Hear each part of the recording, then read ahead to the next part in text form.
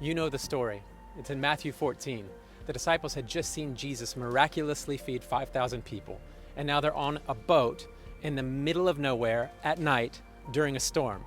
And then they look out and see Jesus walking across the water towards them, and they're a little bit scared. So Jesus calls out to them and he says, "Take courage, it is I, don't be afraid."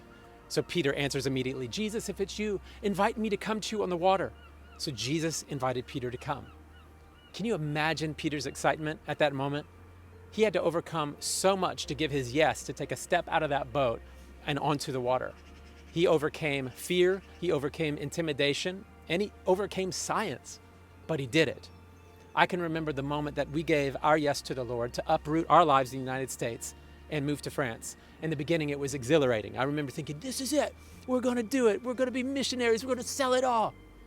But what was less thrilling was the 1,000 steps that followed.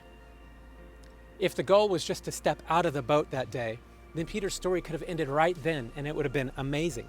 But Jesus didn't just call Peter to step out of a boat. He invited him to come. And that meant that Peter would have to take more than just one step. And he'd have to continue even when he felt the wind and saw the waves. So Peter's story ended early that day because he could only make it a few steps before he became overwhelmed. But what about my story? And what about your story? I can relate to Peter in this, and I'm sure you can as well, because the willingness to start is such a huge obstacle. But what I'm realizing now is that the most important step is not just the first step, but it's the next step. Will there be wind? Yeah. Will there be waves? Guaranteed. Will there be 1,000 things that come against you? Apparently so. But the destination is worth every step that it takes to get there.